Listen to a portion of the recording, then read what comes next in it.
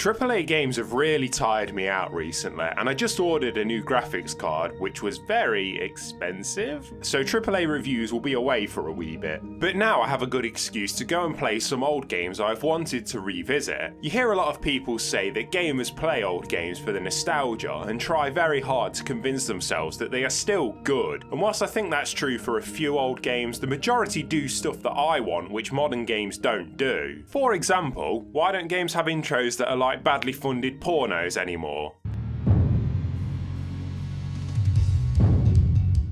Chris Redfield.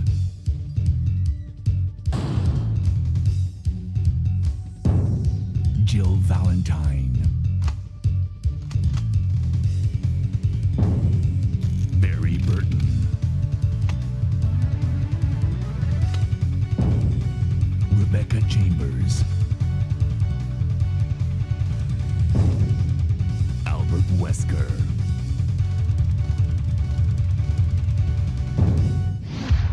Resident Evil. Okay, so Resident Evil, the game which spawned the survival horror genre, which is not necessarily true since the original Alone in the Dark came before and was clearly an inspiration for this. Capcom even experimented with the survival horror idea back on the NES with the game Sweet Home, a top-down horror RPG with random battles based entirely in a mansion. It involved lots of puzzle solving and item management as well as multiple endings. Also, if a character died, they were gone for the rest of the game. That wasn't as bad as it sounds though. For example, if your healer dies, there are still items you can find which can cure ailments and the like. If you're interested, I can really recommend it. It was only released in Japan, but there is a fan translation ROM which is easy enough to get. Sorry, little tangent there. Director of Resident Evil, Shinji Mikami, began his career working on licensed Disney games on the SNES, such as Goof Troop and Aladdin. Quite a change in tone really from this to this. He set his sights on the PS1 after his successes on the SNES and started to create a polygonal horror adventure game which we now know and love today as Resident Evil. Or Biohazard for the Japanese. With me, I was 4 when this came out, so it wasn't until a few years later I finally played it, and my first exposure to Resident Evil went like this.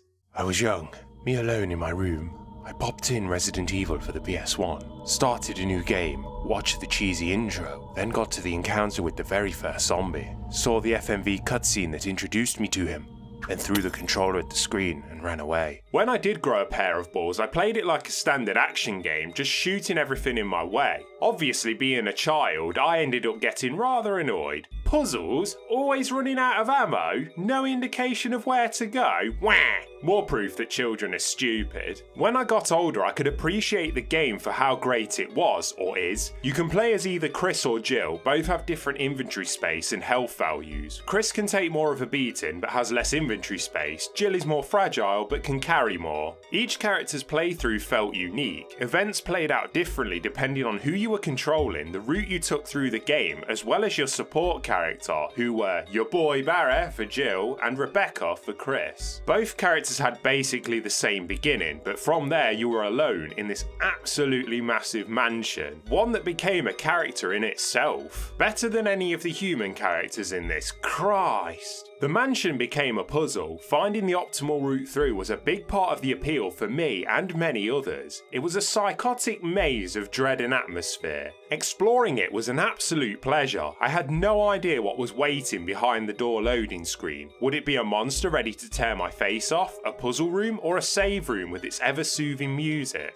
It's sad games today don't have these small, contained, memorable locations we used to have. I couldn't name you a single memorable place in Metal Gear Solid 5's open world, but you're damn right I can remember pretty much every room in that mansion. Since saves were limited to the amount of ink ribbons you had, plus only a few locations you could actually do it, exploration really had a tangible sense of tension. Your hard-earned progress could be quickly ruined when you stumbled into a boss fight or a room full of hunters. If you did, do you use what precious bullets you have or try to get around your enemies risking taking damage? The game was always throwing choices like this at you. Combined with the use of static camera angles as well as great sound design for the time, the team created some heart-pounding moments. A lot of the game took place in silence, but there were moments where you entered certain rooms and a horrible, creepy musical cue would slowly fade in, keeping you on edge. You could often hear a zombie shuffling and moaning off screen, but you wouldn't know exactly where it was until you braved to the next camera angle, where the zombie could be right up in your face. This was a point of critique for a lot of people, and I can see where they are coming from. Essentially, your visibility was greatly reduced, which could lead to some frustrating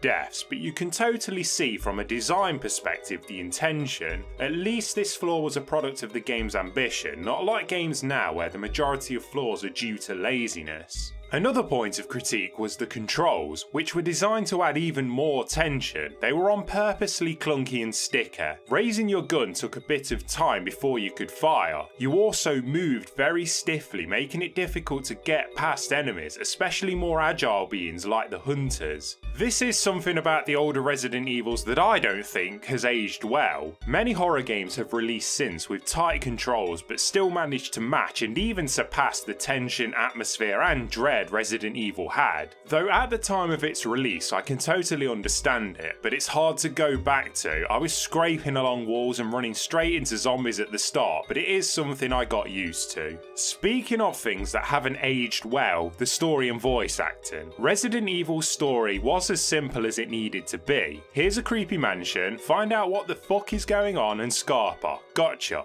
Good. As you probably know though, the plot was portrayed by some horrifically bad voice acting. That was too close. You were almost a Jill sandwich. You're right. Barry, thanks for saving my life. Even though it was horrible, throughout the game you would find pretty well written diaries, notes and files fleshing out the world and really reinforcing the horrible shit that happened in the mansion. Files weren't the only thing you found though. On the journey a few bosses turned up which you had no choice but to fight.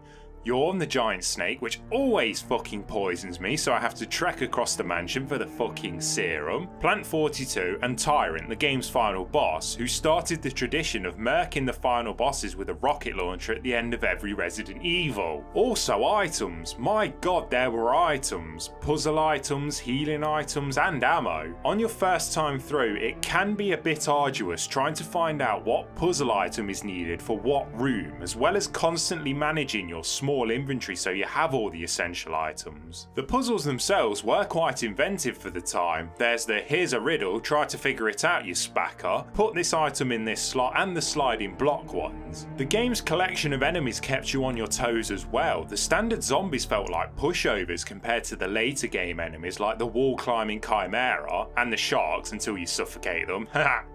With the ending out of the way, you could unlock different outfits, as well as a rocket launcher with infinite ammo if you finish the game in under 3 hours, which I'm still not good enough to do.